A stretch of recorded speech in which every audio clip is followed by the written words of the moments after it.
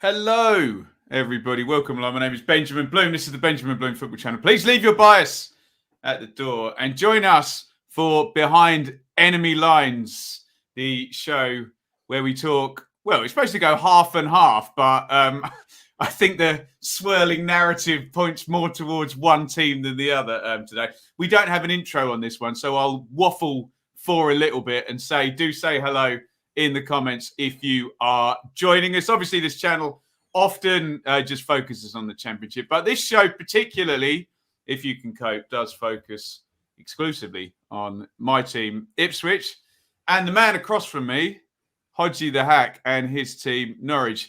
Stu, how you doing, my friend? I'm not too bad, mate. I'm a wee bit gutted because it seems that the mediocrity surrounding Ipswich might be coming to an end now that Paul Cook's away. I don't know if getting rid of him can be the good luck charm. Mate, things are well. I'm a busy man. If I look tired, then that is real. Like, if I've got more wrinkles than I had when we last did the chat, that's probably real as well. I'm up every morning at 5 a.m. doing basketball for Sky Sports, and that grind is taking its toll, man. But yeah, I'll take your basketball and raise it a 4-month-old baby. That's okay. I defer. Do you know what, though? I quite like that tonight because I think of the 5 that we've done prior to this. So if anyone's not aware, by the way, what we do is we have these chats twice a month, usually, or that's the plan, although we do go through them. Hi, everyone, by the way. We have one of the chats a month on my channel, which is the Hodgie the Hack YouTube channel, and the other one's on Ben's. And then I put both podcasts down my Hodge or Nodge podcast tube. But yeah, for the most part, we've focused on Norwich in these chats. Not deliberately, partly because 2 of them have been on my channel, but also because for the most part, Norwich has had more happening around it. Not right now, my friend. No. This is time to really focus on the tractor boys. And I'm quite excited to do that tonight because I think there's so much you can talk about surrounding this departure and where the club's at, really, because it does feel like this is a really, really important point in the new regime. Feels like, as an Ipswich fan, we've had a few really, really important points over the last 10 years and got them all wrong. But there you go. The heart monitor, it goes up a little bit, then down more, then level again. Look, we will talk about Norwich after the half-hour mark in the show. Still plenty to talk about there with Dean Smith and a 3-game week in the Premier League as well. So we will get to that. Get any questions in. I've got control of the comments, so any comments burying Stu will get priority and put straight to the top of the list. And any comments praising me as well will be very high up. So now, as you can imagine, I've talked about this until I'm blue in the face. The way it went, Stu, was, do you know what? I was doing a gig, and then I did my stream, and then I went to walk the dogs in the rain, right? And you know when you go and walk the dogs in the rain, that's the day. Dog walker, didn't you? That's the day. Yeah, your hair gets all crappy, you get all cold, you're going to settle down with a glass of wine. No, the phone goes. And do you know what? I actually checked it. There's so many phony Twitter accounts that they're really well done, aren't they? And they look really good. And I had a little double take. Is this fake? Do you know what I mean? This was because it's not, it's not the strangest thing in the world that Ipswich have sacked Paul Cook, but 7 p.m. on a Saturday night, immediately after a game, caught me on the hop, let's just say. Look, I've had plenty of discussions from the inside.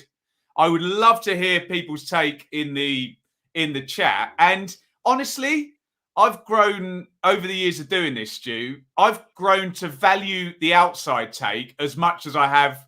I kind of like knowing how it looks from the outside. Do you know what? Seeing football debate generally, and that's why I think your channel's so successful, mate, is because sometimes when you're a football fan, you get this sense of myopia, this tunnel vision, and you're so immersed in whatever the narrative of your club is, or so immersed in the style of football that they play, or so immersed in various things. I think we spoke about this the last one of these we did, where I said, I think I learned more about Daniel Farke's football in the first 15 minutes of Dean Smith, because I'd just become I so know what you mean, conditioned to watching that same style of play.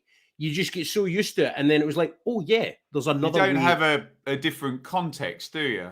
Exactly that. And I think with football generally, it really helps when you do that. When you take that step back, you take into account other perspectives.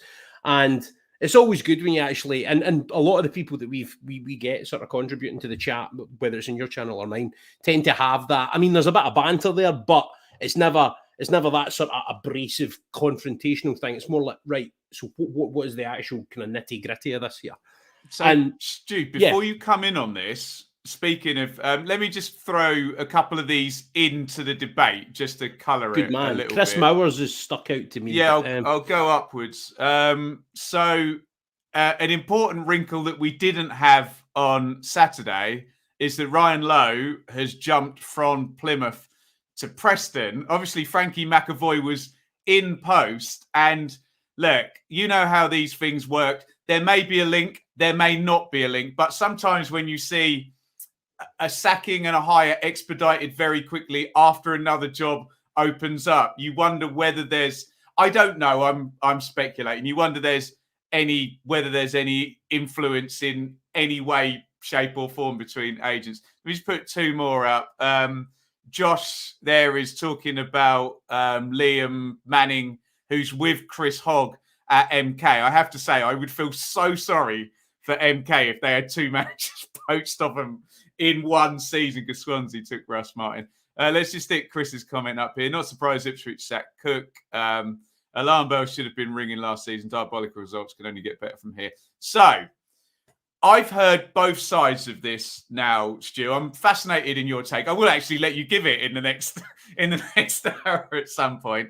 So I've heard the two extremes. I'll tell you the two extremes, and we'll see where you land. Polarity of the debate is important, and then hopefully I'll land somewhat semi-sensibly in the middle.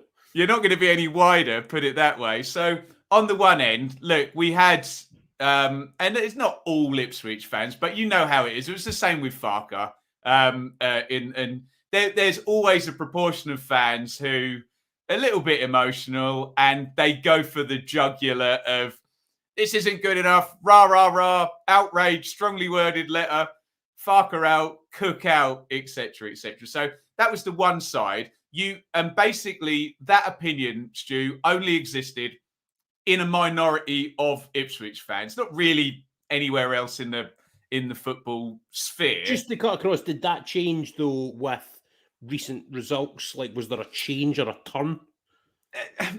I mean, nil against Barrow's pretty rubbish. It moved, yeah, but Stu, you've got to understand, we've lost to West Ham. No, drawn to West Ham under 21s, lost to Arsenal under 21s. I did see that. Lost at home to Newport. I don't want to disrespect Cambridge, Morecambe, and Cheltenham because they're in the same division. But these other teams, especially under 21 teams, do you know what I mean? That's, it's pretty damning. And I mean, the Rotherham game was a big game. I don't know how he's performed in it. I only saw the result. Oh, got bad. We'll see. That's the thing. And that squad shouldn't be getting overrun like that, regardless of whether Rotherham are top of the league or not. No. Honestly, it's probably... Well, you make a good point. Look, I'm not in Mark Ashton or the board's heads. So look, that was the one extreme. Mm-hmm. The other extreme is what we've got since. And again, I don't want to sit here and say I value everybody's opinion because I do, and then disrespect people's opinion. But you do get that very low information.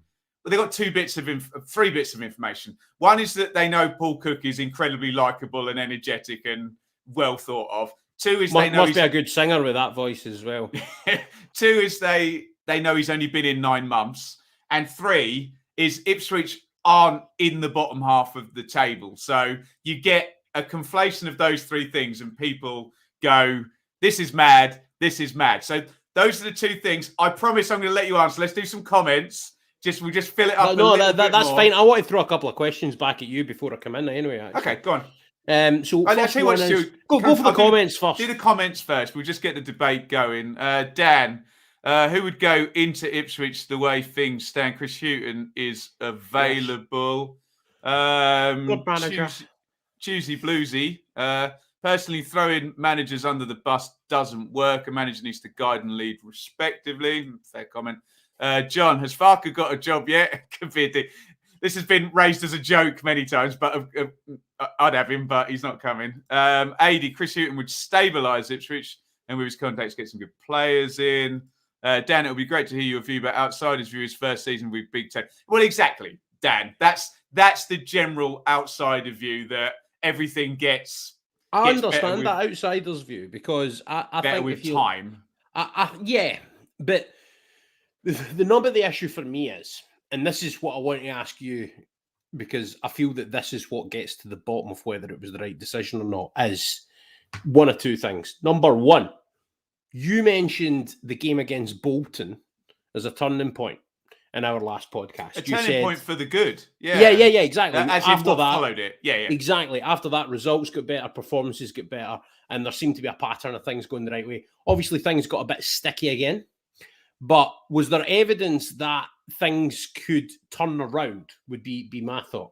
And then the second thing is, are we at the stage now where it just needed someone else, regardless of who that someone was, because for whatever reason, this club and this manager weren't fitting together? Because if that's the case, then absolutely the decision to sack him is irrefutably right. So if you think that it got to the stage where he could not turn this round and that there was going to be no means by which Paul Cook was going to make a success of it with a bountiful, brilliant League One squad that should not be in the position it's in, then I think it's a no-brainer that it was the right decision to sack him. Just bung that up on the screen, Stu, so people can see there. So it's 7 points off the playoffs. You can see Oxford, MK and Sunderland have got games in hand.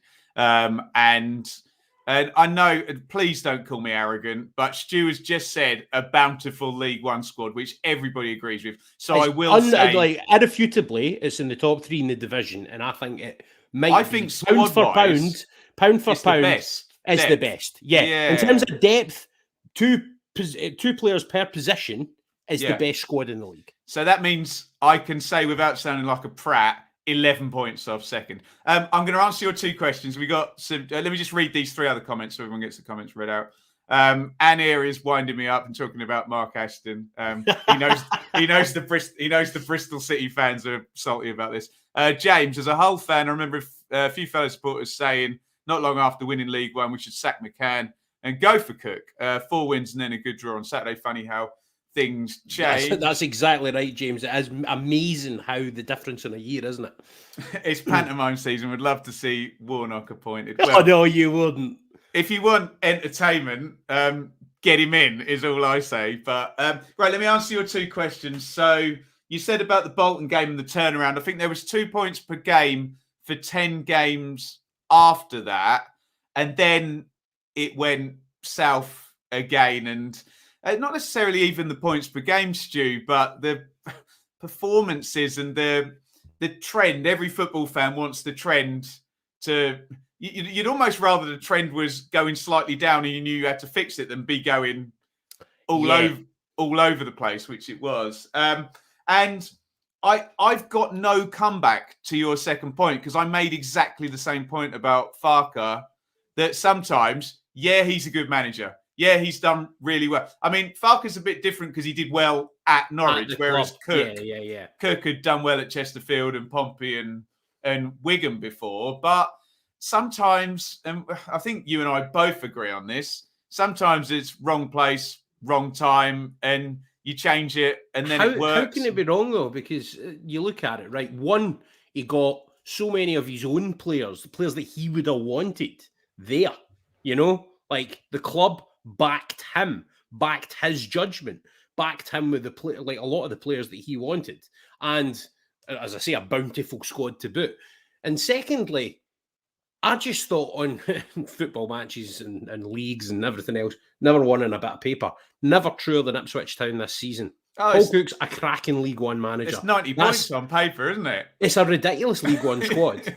And, I mean, you're languishing ridiculously in mid-table. But again, as your man James, who the Hull fan was saying, you're 7 points away from the playoffs.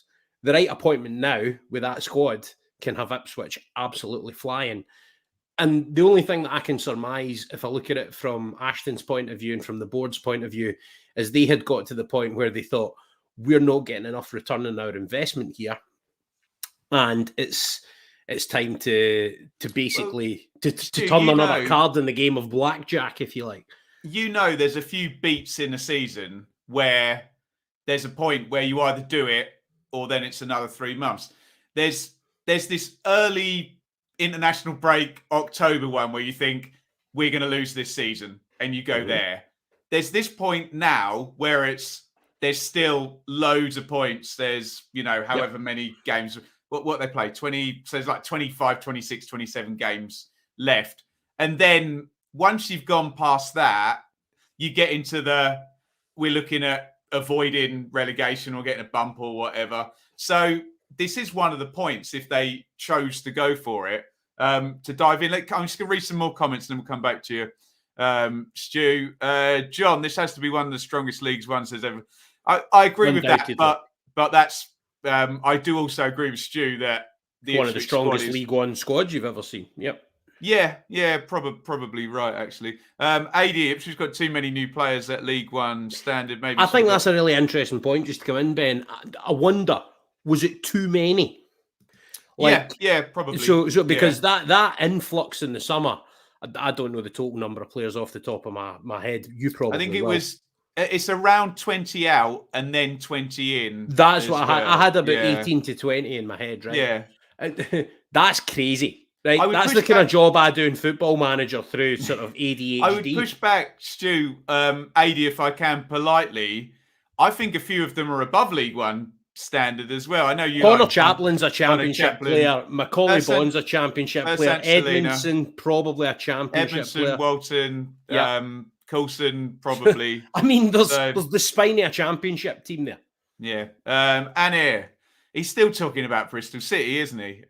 Yes, Lee Johnson was booed off, but I don't think we can do that 2 and 2 together. I think the timing's not quite going to marry up for a streaky Lee, Mark Ashton. You don't want Lee Johnson, by the way. Honestly, you don't. You don't want Lee Johnson. Well, what I'll do is he's from Newmarket, and I know he's got property this way as well, hasn't he? If he was to take the job and do well, then I'll just paint it as you don't want Lee Johnson was a comment designed as a Norwich fan, as a kind of predictor that he might do well. But I actually don't think he's that great shakes as a manager. I really don't. I'd be interested to know what your man Robin's thoughts on Johnson was like parking the bias at the door style. Like, what do you actually think of the job that he did? Did you think there was some good points? That's a proper Mick McCarthy one. Really good for 3 years, but everyone fixates on the last bit. Robin says here, 6,000 fans against Borough. Have the fans given up? Absolutely not, Robin. They're way more engaged than they have been. You may not remember League One, Robin, but there's a hell of a lot of games. There's Pizza Cup. There's FA Cup. The away end is full at Charlton tonight. It's been full the whole time. There's in the coming home games, there's been a campaign. So no. It just skews on a few of these extra cup games. Manning or Appleton, then there's a big swell on. Either of those. Manning, it'd be really early. It'd be really, really early. It'd be a big job early for him. Appleton's a weird one, man, because he's had some. Stu, the obvious link is to Mike O'Leary and Mark Ashton at West Brom back in the day. Look, if you'd said this last season when Lincoln were in the playoff final, we were all, high on Appleton. I know he had some health issues at the start of this season and Lincoln have tailed off. To be fair to Appleton, Lincoln sold George Grant and they had Brennan Johnson on loan as well, didn't they? Good play. Let's do a few more comments here. Robin's talk's answered back to me. Of course he has, yeah.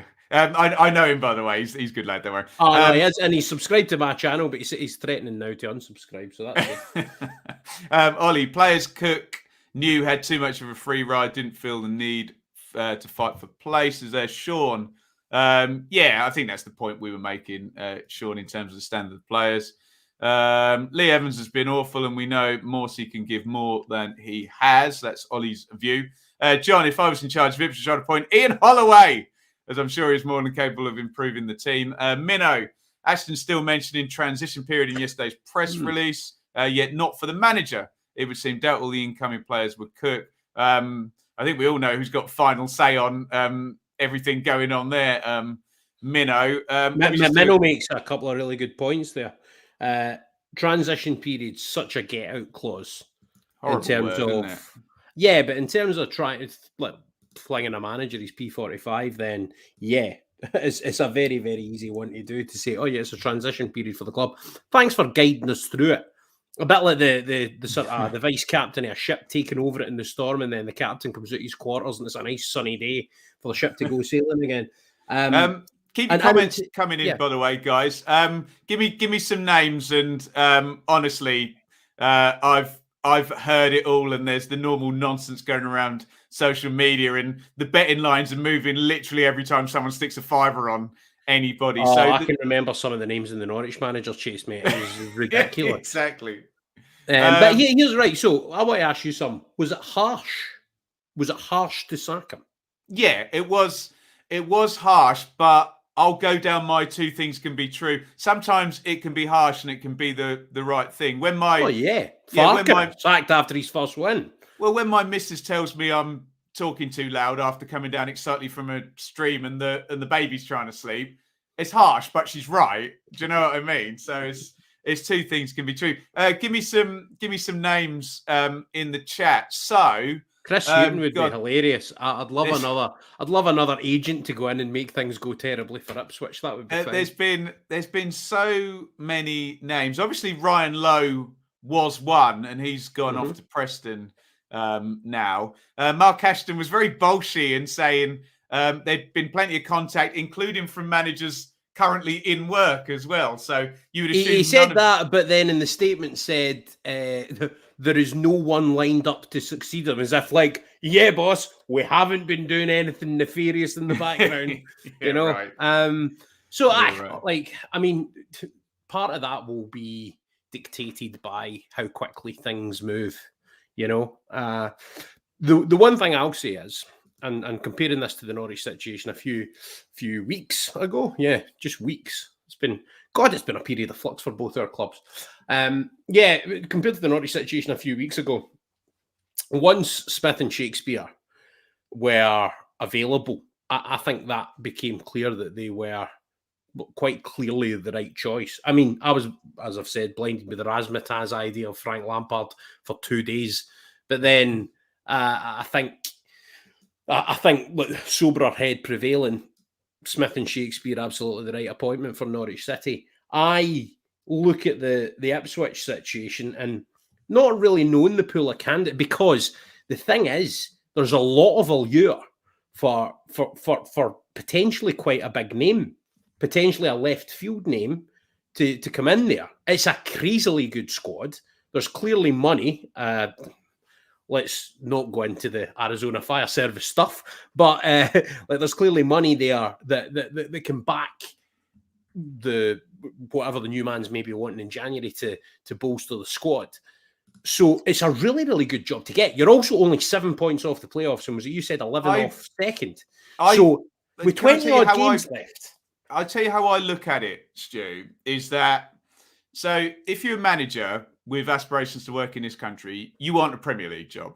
If you can't get a Premier League job, you want a job that's with a team in the Championship that's got parachute payments, okay? If you can't get that, in my view, there's not that much difference. And sometimes it's better to have a run at the Championship without parachute payments from League One and build and get things going than, you know, with power of momentum as well. Yeah, and teams, because of the financial system, and look, we talked about this to death with the fan-led review, teams really get into a rut in the chat. Well, Ipswich did, didn't they? You know, and, you know, Bristol City are in a rut. Preston are in a little bit of a rut.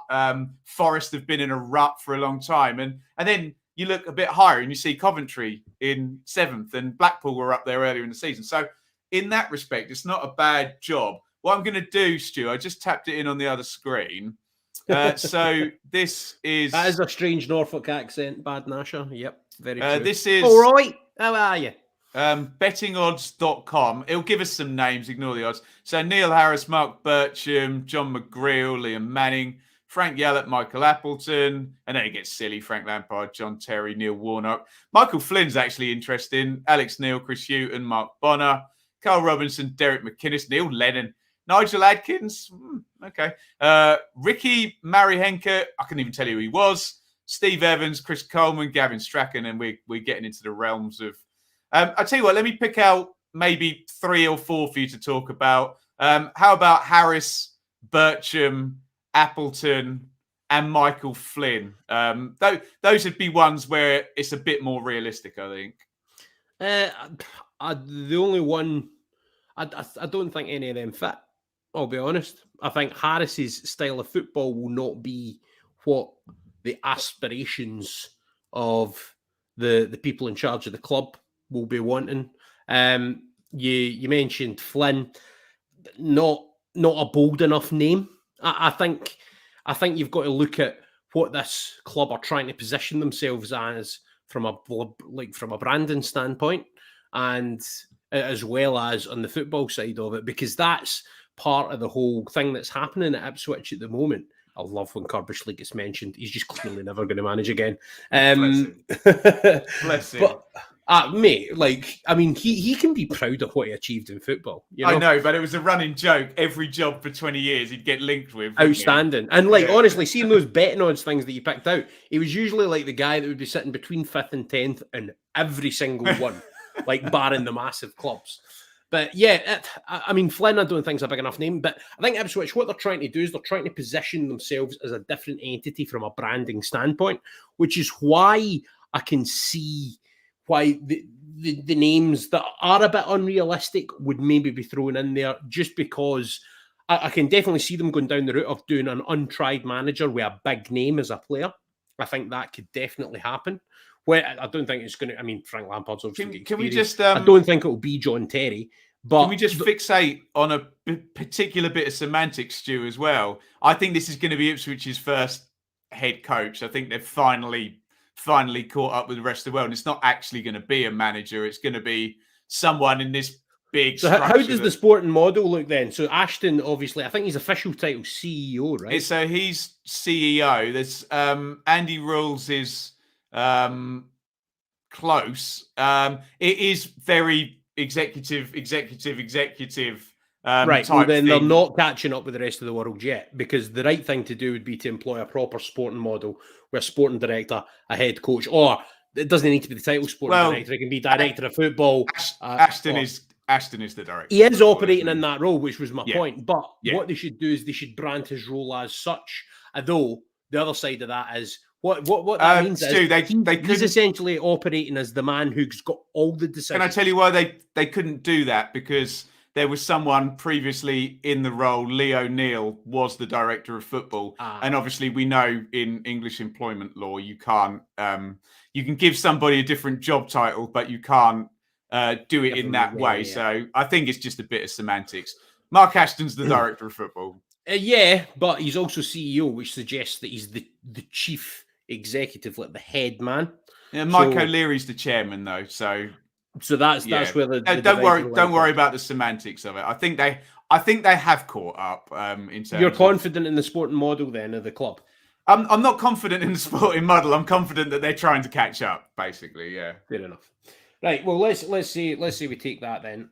I think you're right. I think it will be a head coach. That's where the likes of a Manning would be a good shout, because I think he's someone that's kind of grown up in the culture of that being a thing. You know, very, very little experience. You had a manager who knows League One inside out for that previous comment. So Eddie Waller saying Ipswich need a manager who knows League One inside out, but not for the division above. I kind of think he did, Paul Cook. Every single manager Ipswich have had, Roy Keane was promoted from the Championship. Paul Jewell was promoted twice. Mick McCarthy was promoted twice. Paul Hurst was the supposed up-and-comer. Paul Lambert was promoted twice. Paul Cook has got all kinds of promotions. So I've got to the point with previous qualifications where I'm like, throw it up in the air and try something else. Yeah, that's fair enough, mate. I think Manning's the one out of the names that are mentioned that sticks out to me as I think it's quite nice. It would look on the face of it progressive, but again, it could be Paul Hurst all over again from the basis of you go for an up-and-coming manager that's not really proven anything. There's also the fact that Manning's walked into MK Dons, which was set up really well by Russ Martin, and it was more of a continuation job.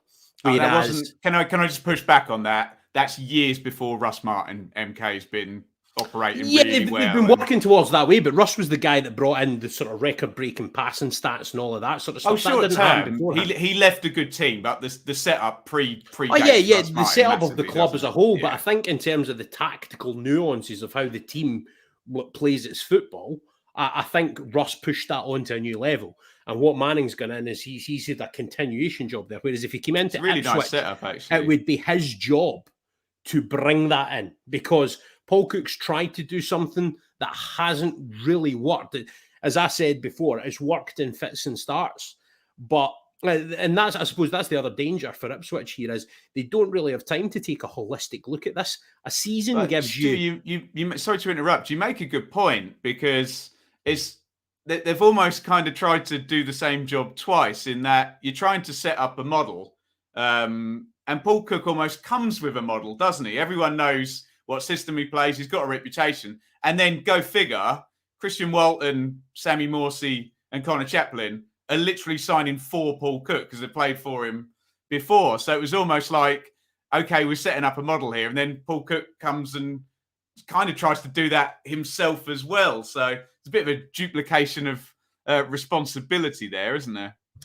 True. We're going to go to Norwich in just a minute. Carry on. To be honest, always the home channel gets the bulk of the airing. That's the way these things tend to work.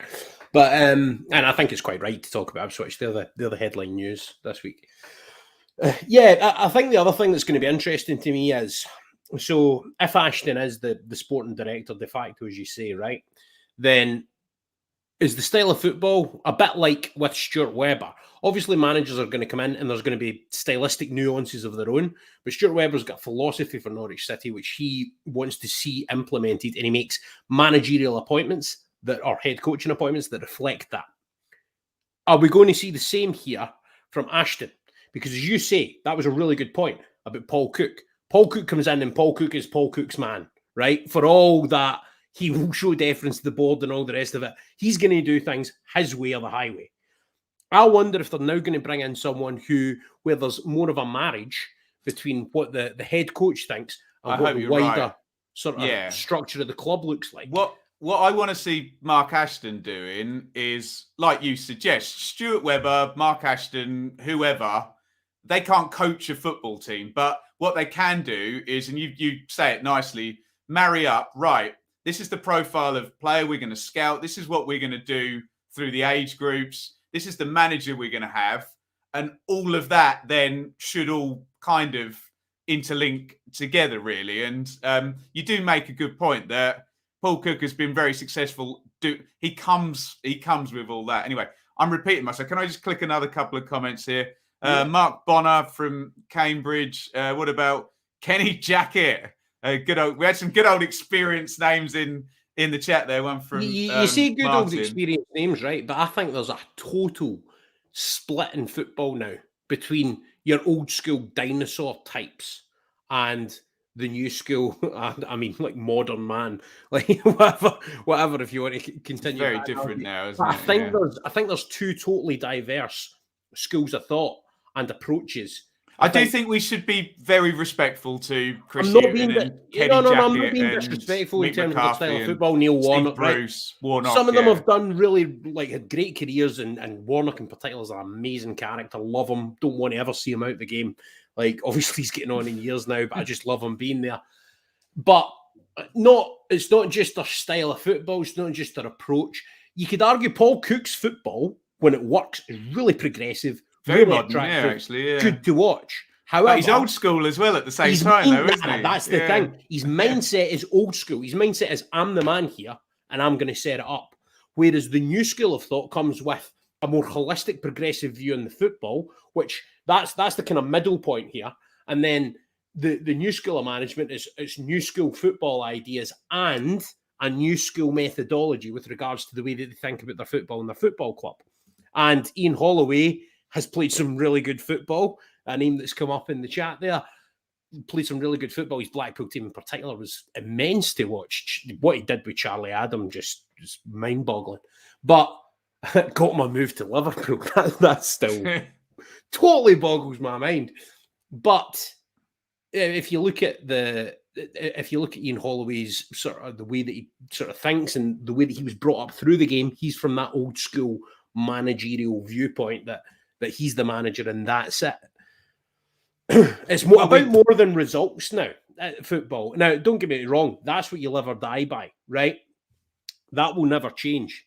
But in terms of the reasons that you decide to hire a head coach, the thinking that goes into that goes beyond just the results they'll bring, right? Some people sometimes do the thing where it's like, oh yeah, let's get a firefighter, right, that can get us out of a relegation situation, or let's get someone who can get us up out of the division and then we can go all holistic thinking about it. And it can work the wrong way as well. Tony Pulis would have kept Stoke in the division till now, right? Stoke would still be a Premier League team under Tony Pulis. I totally believe that. But they became disenfranchised with long throws and wanted to have a more attractive style of football, and inevitably ended up with them getting relegated back to where the club has traditionally kind of been, outside the top division. Can I just say, though, just in deference to, that maybe firefighter style, we have seen it done effectively with still a director of football, and that's the philosophy, and that's how, do you know what I mean? It's just a different style, isn't it? It is, but I think what we will see as well as we Ipswich now, I actually think, and this is something, what I love about having podcasts and talking about football is sometimes your opinion, I don't know if you get this, Ben, do you sometimes through the discussion, like your opinion becomes more crystallised? Because that's happened with me tonight with Ipswich. Sometimes change it as well. I think it's really important to do that, because the problem with football is there's so much whataboutery and so much I told you so that people hook themselves onto an opinion and they're obsessed then with being right about that. And for example, with 20,000 Bristol City fans telling me every week how Mark Ashton is the Antichrist, if in 2 years' time Mark Ashton has proven to be the Antichrist, I'll sit down and say, I lived that experience and I now agree with you. But yeah, I'm loving all these devil-like references that are coming up, because with the number of the beast in the last podcast with me, when Ipswich were 6 wins, 6 draws and 6 defeats, and now we're having the Antichrist chat. I'm loving it. By the way, just quickly, Stu, did you see Bersant Selena's goal against Crewe? I have not seen it, no. Wow. I honestly think if we do a combined, even with all those quality Norwich Premier League players, that might be the combined goal of the season for both. It's amazing. Do you know what? Right, there's a good idea for a podcast. See, at the end of this year, will we do like a combined awards thingy or something? Yeah, let's do it. But make sure you split down the middle. So there has to be, because obviously when the teams are 2 leagues apart, it's very easy to. You know me, mate. Yeah, no. There'll be an element of respective to the decision and division and expectations and stuff. I do want to go back on the thing that I was saying about your opinion kind of forming and crystallising, right?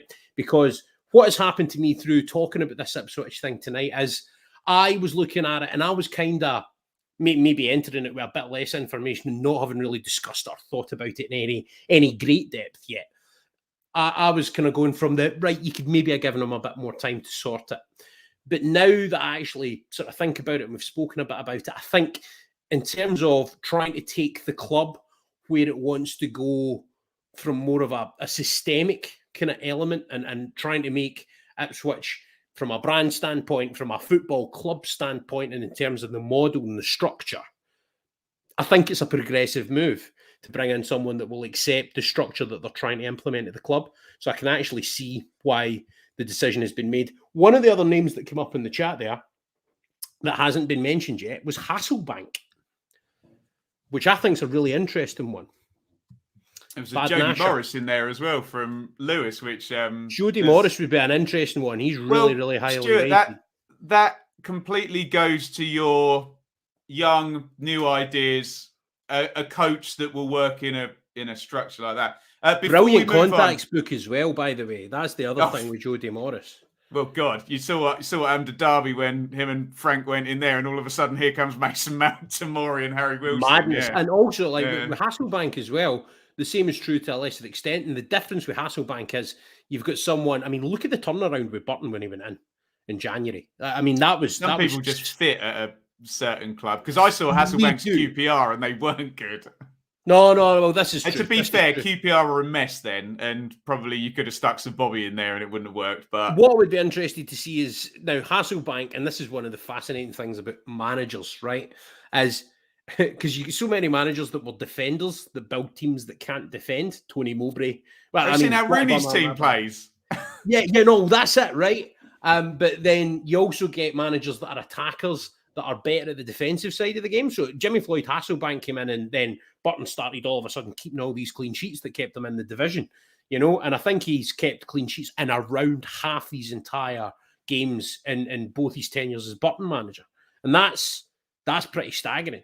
I would be interested to see what he did with Ipswich's defence. Do I think it would be the most appetising style in the eye? Probably not. That's maybe why he won't be appointed, because I think they'll want someone that plays an attractive style of football. But I think in terms of, I'd like to see Hasselbank a crack at another job, and Ipswich, I think, would be, I'd like that as a vehicle for him, because I think that would give him a fair chance to kind of show what he could do.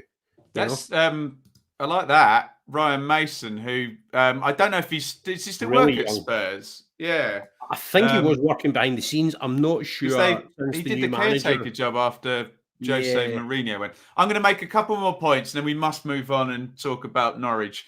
You're the boss, mate. This is your channel. No. We must. What was I going to say? You'll be just interested in the timeline, Stu, where we had a situation where Paul Cook was essentially hired by Marcus Evans. And I just wonder if the new owners have played a very clever, shrewd move in saying, you install the next guy. If it goes well, he's our guy. If it doesn't go well, we've got in our pocket that we can now bring in our guy. I think there's something to the timing that Paul Lambert was removed and Paul Cook was put in before the others go in. What was the gap between the managerial appointment and the changeover up top? It's very, very hard to say, because Paul Cook was very wink, wink, nudge, nudge in a lot of his interviews. So I think a lot of due diligence and everything had been done, and there's probably a signed contract on a desk for a long time before it actually went through. I tell you what it's like, Stu. It's a bit like one of those murky ones when someone comes out of a relationship and all of a sudden they've got another girlfriend quite quickly, and you wonder about the overlap, don't you? But what I was going to say is I had one good comment, and I can't quote it exactly. Someone said in management or management spiel, it's a bit David Brent, I guess. The only crime is to not make a decision. And yes, we will never know if it would have worked out with Paul Cook. It might have worked out this season, might have worked out next season, but they've made a decision and they can stick their own guy in and live and die like it. Let's just get a couple more comments, and then we'll talk Norwich. I want to throw a question at you after you do the comments, and then we'll go to Norwich. Sure. We must talk about Norwich, for God's sake, Stuart. John van den Brom, been sacked from Genk. Really interesting one. I will bow to Dan's superior knowledge, not a name I've heard. Martin. So I know a bit about John van den Brom. I used to commentate at the Belgian League, and a very, very decent coach. Big name. The question for me would be, would he take a job that is 2 steps in the ladder outside the top division? I think he's realistic to know he wouldn't get a Premier League job offhand, but I think he would probably see himself as a championship caliber manager. You would need to really twist his arm talking to him about the squad and stuff like that. But that's the kind of thing. I think the good thing about Dan bringing that up is that's the kind of appointment. Ipswich is going to have the widest pool. There's a whole of potential world out there, managers. There, of exactly. And, Norwich went for Daniel Farke from nowhere, right? And look at Poya Asbaghi, who's just gone in at Barnsley. Okay, it may not work, but Sweden under 21 boss, Well, that's it. And I mean, to be honest, Valerian Ismail, nobody really heard of him. I mean, some people had, but not from a managerial sense. I was like, oh, he's a manager now. You know, I remember getting him an FM years ago. There you go, when he was at Palace. Yeah. I just want to read Martin's one. Dilemma: do your American owners throw money at a big name manager? Go for an up and coming who knows the lower league. What about Koku, Ben? Alex Neil would be a sensible appointment. Never taken the job. I know Alex. We'd take Emma Hayes at Portman Road. A few people going for the female, going down the female route there. We've had a few suggestions there. Well, listen, right? See, from the Brandon standpoint, that would be such a bold one. I don't want to get heat for this. Forest Green will be the first club to have a female manager. You just know fits everything else about them, doesn't it? Everything, doesn't it? With the progressive. Right, for God's sake, let's quick. No. Right. I'm going to throw it at you, then you can come to me. Who do you want of all the names that have kind of been mentioned or in the ether, if there's one or two that stick out? And if you want to kind of expand beyond that, what kind of manager do you want? Yeah, if you don't mind, and you accuse me of never leaving anything stuck to the wall, don't you? Well, what salad guy? Because by the way, everyone, I tried. I went through my last podcast where I was asking him, so do you think Paul Cook's going to last? All of that stuff. I was looking for one quote I could throw at Ben and say, "Well, you got that wrong, didn't you?" Not one. The guy should be in the Tory press office. I'm wrong a lot of the time, believe you me. But the thing is, it goes back to what we were saying earlier in the conversation. If you accept that most of this has nuance, a lot of it is subjective, and if you hold your hands up when you are wrong, then you never get caught with your pants down, do you? So, that's it. I'm the same. Look, I totally agree with you. I would like. That's a first, by the way. We should. I'm gonna ask you for the video so I can clip that out. There you go. I would like someone who can fit into a structure with with the layer of executives above, because that's where Ipswich seem to be going, and that's where the game has gone literally years ago. I don't think it has to be a name. I think it has to be about the ideas. Honestly, I'd like to think they'd be bold enough to to be blown away in an interview and say, this guy came in and swept us. I would love that to be the case. And we've tried everything. We've had the superstar in Roy Keane. We've had the proven Paul Jewell. Mick was obviously really good for 3 years and then soured under the Evans thing. We went for the up-and-coming Paul Hurst. There's a fascinating sliding door scenario of where would Ipswich be? Would they be any worse off if they hadn't shipped Paul Hurst out after and just gone with it? Obviously, Paul Lambert was proven in other jobs, specifically Norwich, and Paul Cook was as well. So honestly, I'm quite happy. You're just waiting to see what's thrown at you, aren't you? Yeah. Honestly, come on, Ben. Bad Nasher's right. Give us a name. So many have come and failed. Honest, but Bad Nasher. If Neil Harris came in, I'll be 100% behind him. If they do go for a, old school, who knows League One, who's going to play direct and just try and win games, or Warnock or whoever, I'm behind whoever comes in because I'm a fan. At the end of the day, I'll take my pundit hat off. Matt makes a good point there. Is Daniel Stendhal available? Because he bossed League One for Barnsley. Sophie's got a brilliant question. Go away, Sophie. Stop it. Right, let's talk about Norwich, for God's sakes, because last time we spoke, very much more optimistic situation for Norwich. So I think this was after, was it? It may have been after the second win. So the run then extends out to 8 points in 4 games, which is obviously very good. Look, European form, mate. Very much so. Yeah. What are Spurs on? No, they're not on 2 points per game. It's Champions League form. That better than European form. So the game against Spurs, my take on it, and I'll be interested in yours, Stu, is that Norwich it was probably a fair outcome, but I think Norwich should have been on the score sheet. And I'm interested to hear your take on, Spurs, sorry. Yeah, against Spurs. I think Pookie's more than capable of taking that early chance to give Norwich. He needs to take it. Norwich the lead, and then he needs to take it. Ida as well. Ida in the second half could have had softer feet there, but Mora's class, isn't he? And Son's class. Mate, right. They're class players. The expected goals differential, right? That's one that the traditionalists will love. I think Norwich had about 1.2 though, didn't they? We were within a goal of they should have been on the score sheet, shouldn't they? We should have been on the score sheet, but I mean, shoulda, woulda, coulda. You had 3 strikers on the pitch. Every one of them got a golden chance, a gilt-edged, clear-cut, should be scoring. I feel bad. 7 or 8 or 10 of them. Sargent now. Chances. He's got no confidence, poor fella. He's poor, mate. He's poor. That looks like. But he's struggling. You don't like to see it, do you? No, you don't like to see it, but that looks like the worst waste of money at Stuart Webber's. Get your comments in on Norwich, please, guys. We switched over now. That looks like Stuart Webber's biggest error on the transfer market by quite a distance.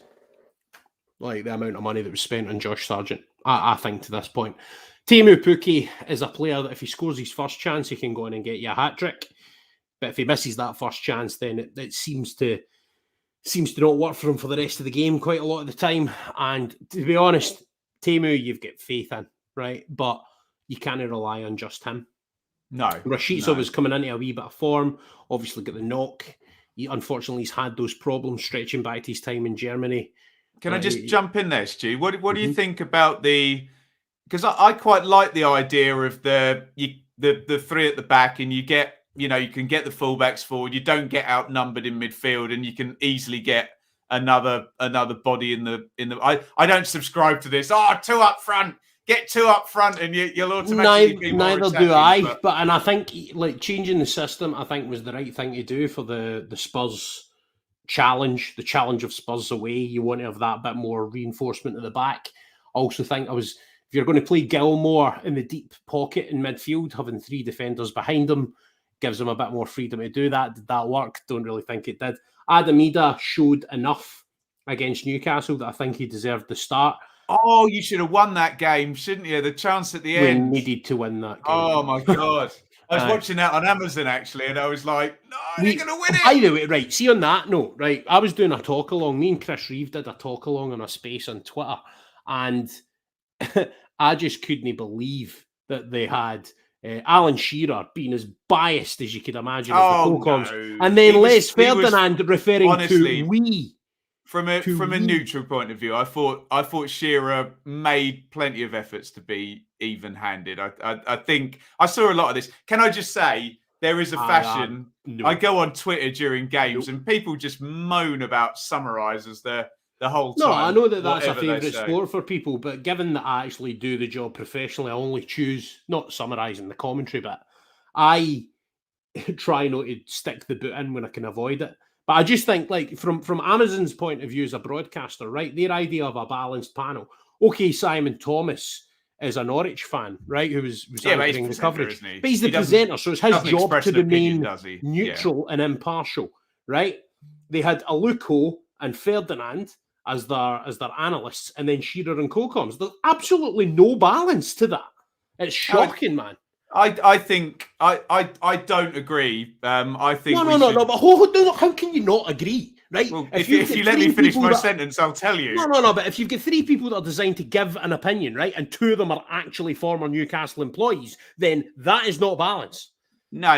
You have to judge people on their ideology and what they say, not their status. So I'm not going to have that someone's not intelligent, especially Les Ferdinand's a sporting director of a football club. He's a smart cookie. If you can give me quotes of stuff they said that was biased, fine. Ferdinand referred to Newcastle as we at one point.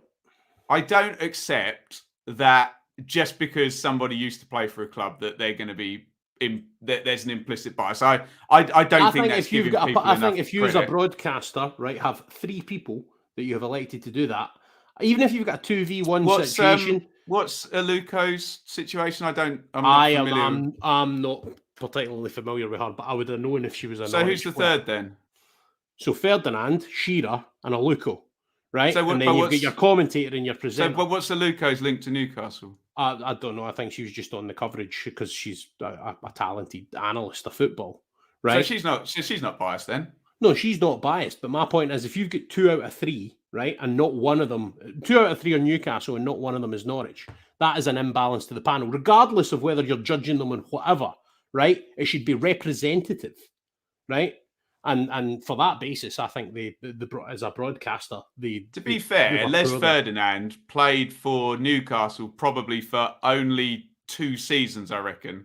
So it was a memorable 2 seasons, and he's loved by the fans. And he played with, obviously, Shearer is literally the most Newcastle guy you can absolutely get, isn't he? But I wouldn't worry about that. It's a fun debate, isn't it? My argument is, if you show me the evidence of them being biased, but I saw a lot of it. I spent all my time looking for evidence of you, mate, and I failed. So I think my time is maybe Shearer's left his hands a bit. I do remember Shearer, in deference to Norwich, saying they were coming on stronger. I remember him saying when they brought Ida on, they looked more of a threat. I remember him saying they deserved the equaliser. I remember him saying that it wasn't going in Newcastle's favour, and I think I remember him saying they were lucky to have taken the lead as well. So I don't think he was as. It was nice about Pookie's goal, I will say that, and Pookie's goal was a great hit. But getting it back to a wee bit, I always like it when we get a bit fractious. A.H. Robbins talk loves it as well. I'm chill. You're very grumpy about this. My complete. I always, and I don't want to be Mr. Moral High Ground, but judge people on their ideology, not their status. Listen, I know about that. I'm a Celtic fan who works in the sports media in Scotland, right?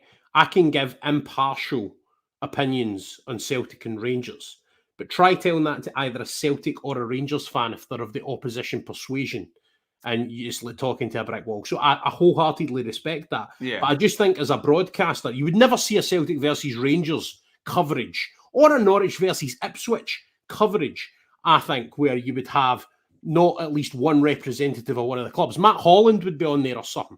You know what I mean? He's doing Ipswich Charlton tonight. He played there you go. Played for both. Yeah. Well, I suppose perfect, right? And if you can get someone who's played for both, even better. But that's the kind of key thing. But yeah, just getting back to the kind of wider Norwich thing. The big problem at the moment, and this is what dominated my post-match Twitter space, because I kind of host sort of canary call for the sane type thing, where I get Norwich fans to come on and give their opinion, and we have a discussion. And the dominating. So I'm just getting these. You don't have to respond to these. I'm just making sure. Yeah, I'm just looking. Global Bud Stocks, right? It was a handball from Shula's header again. VAR's selective and when it's used and when it's not. So the idea that it would take all talking points out of the game is gone. But yeah, Norwich City need a striker. That's what's dominating the narrative now. And my take on it is, I think Stuart Webber should take if you get over 20 million, and definitely if you hit 25 plus add-ons, you sell Max Aarons and you fund buying a striker. So where do you think he might go now? Max Aarons. I don't know what the market is for him anymore. I think it might have been better a year ago. Yeah, I reckon he could get a move to a Spurs type club.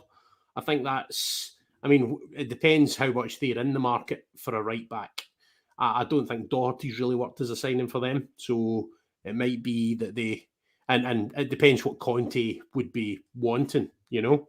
It's a good question. How bad are you missing Skip? Like a hole in the head, mate. I suppose Norman is there to fill the void, but he's injured now. Yeah, Norman got hurt, but Norman can actually... Yeah, that's money. That's dreadful. No, I mean, you ever seen him play? He's a barnstorming footballer. He's brilliant. Storming Matthias Norman is already Norwich City Player of the Year. I think he was bought as kind of the replacement for him, but he can do a bit more than that. So I actually think if you still had Skip, you could employ Norman a wee bit further forward. But the problem is, I think Norwich's squad's all right. Yeah, we miss Skip, but I think in the rest of the sort of back midfield area. In terms of being Norwich City in the Premier League, we're not that badly blessed. Yeah, Sophie's right. By the way, Sophie, never knew you were a Canary. Nice to meet you. I enjoyed your question earlier. There you go. He's changed his tune now, hasn't he? I loved her question. Like, does an Ipswich manager have to be called Paul? I hadn't thought of that. That's brilliant. No, it's disgraceful, Epshausery, Sophie. But my thing is up front. We need someone else that can get us 10 goals. Well, and there you go. Chris has just raised you Todd Cantwell. He's an excellent player and did it at Premier League level pretty well last time, didn't he? Yeah, for about 6. Not harsh on Todd. He did it for about 6 months at Premier League level, and his best spell at Norwich City was in the Premier League. What about that? Nah. I don't think we'd get Dwight Gale. I don't think we'd afford the. I like Dwight Gale. I think we'd be out with the bracket, and I think his best football's behind him. I think it's hard to sign the right striker. Can I ask you a question that's impossible for you to answer, that I'm struggling to answer on my Dearly Departed videos? By the way, if you are a Norwich fan, check out the Dearly Departed series. We do look at Norwich each and every game. So I keep saying what I don't want to see from Norwich is the points per game graph go like that and then come back down. It won't come back down to quite where it was, with that losing streak at the start of the season. I don't want, for the sake of you and my Norwich friends on here, I don't want that 4-game period, which, as you correctly pointed out, is actually Champions League form at the moment. I don't want that to be an outlier. What can they do? Because when you're down at the bottom, Stu, you have to win when the circumstances work for you, i.e. when Newcastle dominating against Wolves at home and Newcastle getting a player sent off after 10 minutes. So that troubles me. What's your view? Well, what is my view? I think those are points that we've left on the board that we couldn't really afford to. Okay, they're done. But now going forward, do you think this bump's going to become an outlier? Well, the problem is the next 6 games are really, really tough. Have you had a look at Norwich's fixture list? I'll just pop it up now for me so that I can go through them in order. Yeah, I'll get it up. Keep talking. No. So, Norwich City's next 6 fixtures are going to define... Well, every period of the season kind of defines it a little bit, but I think the key area now is we've got 6 fixtures until January the 1st. Oh, look, the return of Buendia on the 14th. And the return of, not the return of Dean Smith, but Dean Smith against his former side. Well, he should be pretty well scouted, for goodness sake, shouldn't he? Yeah. I always remember, Stu, I don't know, this is before your time. Brian Hamilton was working for Ipswich and ended up being the caretaker manager in the local derby about 3 weeks after leaving, and did an absolute number on us in the local derby with his knowledge of all the players. Hopefully that works. Man United at home is the kind of game that can be an outlier in a season, 5:30 under the lights. Norwich City are going to be right up for that. Point to prove after the Spurs game as well. The Aston Villa game, I think, even at this stage in the season, is a must-win. Then you've got West Ham away. That's hard, isn't it? A week in Saturday. Well, Brentford won there, and West Ham now have Ogbonna and Zuma both out at centre-back. I still think it's a really tough assignment, and I think they can really, really hurt Norwich City with the quality that they've got. Same as Arsenal, we've got on Boxing Day at home, then Palace away a couple of days later, and There's then within there, isn't there, Palace? Maybe. And then within that 3-game week, there's another game away at Leicester. So James Madison. Away from home, you've got West Ham, Palace and Leicester. At home, you've got Man United, Arsenal and Villa. Villa's the only one in that you look at. And it's going to take some big results if Norwich City are going to stay in the division. That's the thing. And I think this next period of 6 games will give you a better... You're talking about the points per game graph. I always try and avoid doing that because I think it can be used as a guideline. But I think you've got to contextualise it. Absolutely. I think this next 6 games every will stat. Tell you. Absolutely. Every stat needs stats, context. damn lies and statistics, man. Exactly. Or lies, damn lies and statistics. Stats, damn stats and statistics. Stats, damn stats and lies. I look at the next 6 games, and I think that will provide that context. There needs to be a win and a draw minimum in there. 4 points, absolute minimum. But to be honest, I think you need 7 to be properly in the fight. So I think we need a big win in one of the 2 home games against Arsenal or Man United. And then if we can get a win in that Villa game and squeak a point in the road, 6 points out of 6 would be fine. Can we just do a little further analysis of the table here? Because at the moment, you've got 4 teams below the point per game level. Watford, to be fair to them, have just had a heinous run, and now it opens out a little bit better for Ranieri. Do you foresee a high tide, i.e. 36, 37 to survive, or a low tide? Low. And with the knowledge that we think Newcastle might improve sometime in February or something, and Burnley always improve. No, but it's going to be interesting to see, because they're obviously going to throw ridiculous amounts of money at it in January, and it's going to be interesting to see who they bring in, because it's going to be some bonkers signings, and it might not work. I mean, look at Ipswich Town. They've got a bonkers squad for League One, and it's not necessarily worked. I mean, and that wasn't even done mid-season either. Exactly. And from the bottom of the table without having won for 6 months or whatever it was. So that's the key thing there. Whereas Newcastle is going to be interesting to see what they do. I'm kind of, for the benefits of my health, exonerating them from relegation trouble, and I'm looking at all the rest of the teams. I don't think they're out of relegation trouble.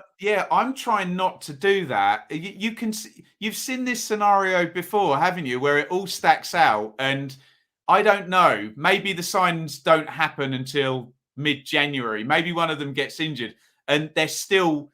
If Newcastle haven't had much of a pickup, they leave themselves having to basically score 1.8 points per game for the rest of the season, which they won't do. They can become average. Do you know what I mean? But they might leave themselves too much to do. But they can spend hundreds of millions of pounds on one player if they want. But I don't think that's going to jump them from abject bottom of the league to, being able to win 8 out of 10 games. 300 million in the transfer window, I think they stay up. Put it like that. On who, I think they stay up. If it's Kylian Mbappe, then yeah, fine, okay, but it depends who wants to go. It's going to be really interesting. I do think there's and I know you're trying, to be pragmatic and not get too many teams that you think there's a chance of finishing above. But there is a scenario that Newcastle leave this too late and they can't get out of it.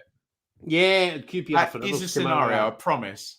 QPR forever's on that note. He says if Newcastle sign a bunch of mercenaries, it can go badly. And he would know better than anybody, because that's exactly what QPR did. European Cup winners, and there was that famous stat that QPR's salary was more than Borussia Dortmund's, who were in the Champions League final the same year. Yeah. QPR were relegated in 2013 or whatever. So madness, isn't it? Yeah, absolute madness. Yeah, I mean that's the Premier League. Then it's even more crazy now. Norwich are at least. But low tide was your answer. Yeah, so it'll be low. Yeah, I think 36 points will keep you in the division this year. I wouldn't be surprised. Yeah, I wouldn't. 38 definitely will. Oh God, yeah.